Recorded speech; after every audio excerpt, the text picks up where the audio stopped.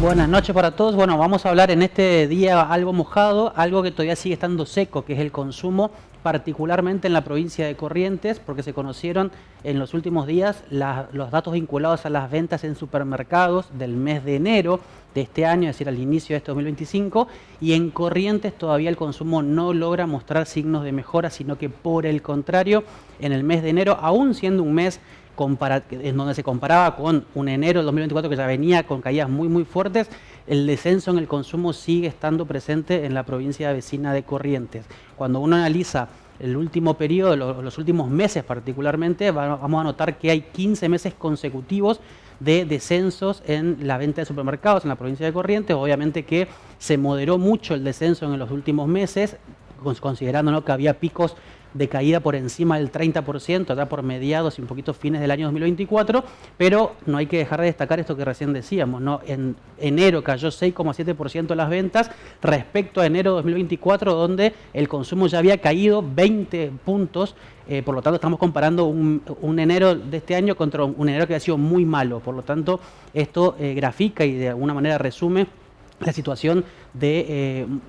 fuerte contracción en las ventas en la provincia de Corrientes y que impacta incluso en manera mucho más fuerte en los rubros de venta de consumo masivo, es decir, del consumo más básico de los hogares. Y esto obviamente está reflejado en la caída del poder de compra de los correntinos, ¿no? Vamos a ver la siguiente placa que tiene que ver con cómo evolucionó alguno de los rubros de venta en la provincia de Corrientes. Las carnes, por ejemplo, han tenido un crecimiento en enero, pero que está muy vinculado a el uso del financiamiento, es decir, mucha gente que compró en cuotas la carne, obviamente por los precios que se manejaron en el mes de enero, que fueron bastante altos, y entonces creció a partir del uso del financiamiento. Pero rubros como, por ejemplo, artículos de limpieza, como por ejemplo productos de almacén, bebidas y lácteos fueron los que mostraron la peor caída en la provincia de Corrientes, y no hay que dejar de destacar que en el caso de los productos de almacén, por ejemplo, que cayeron casi 20%, es el rubro que concentra aproximadamente el 20-25% del total de las ventas de supermercados en Corrientes, y ahí tenemos, por ejemplo, aceite, arroz, fideo, yerba, etcétera, ¿no? Básicamente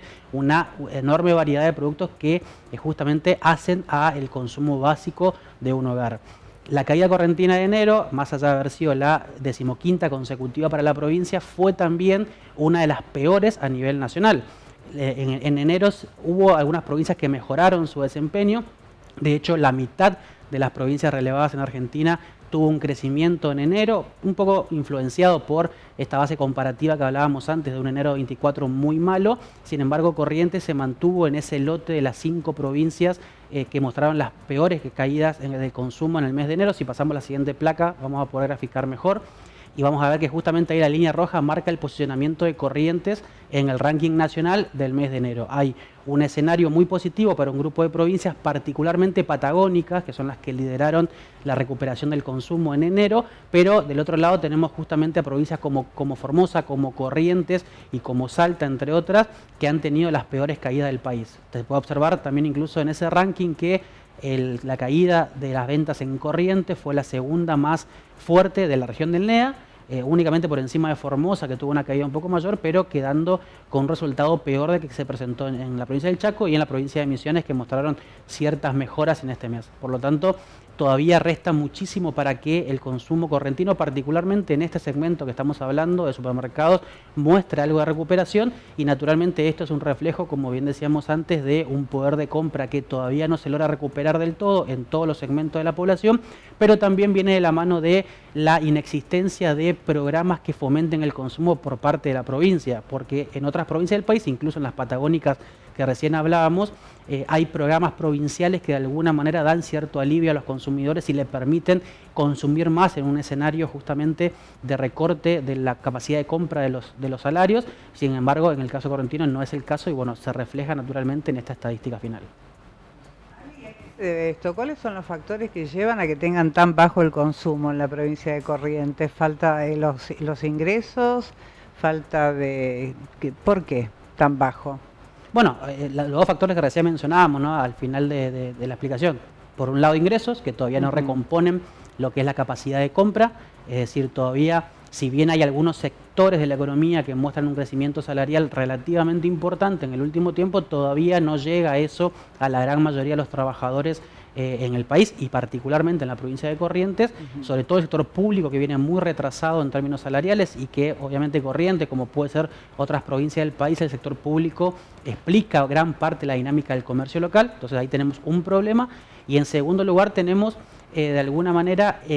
la ausencia del Estado en el fomento a los programas de consumo, porque ustedes recordarán que incluso acá en la provincia del Chaco en algún momento existió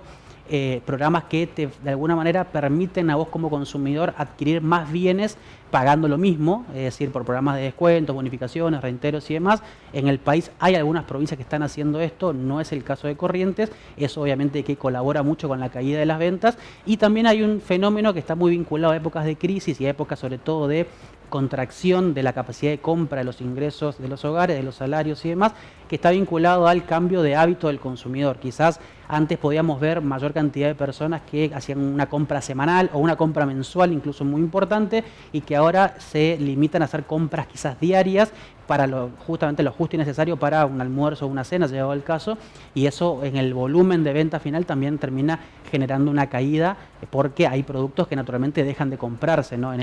este compra hormiga de alguna manera todos los días. Así que tenemos tres fenómenos que explican la situación, pero está muy focalizado, como te decía, en la cuestión de ingresos y en la cuestión de la inexistencia de un fomento al consumo a partir de ciertas facilidades que se puedan brindar del Estado. Claro. Muy bien. Bueno, perfecto, Alejandro, como siempre, muchísimas gracias, ¿eh?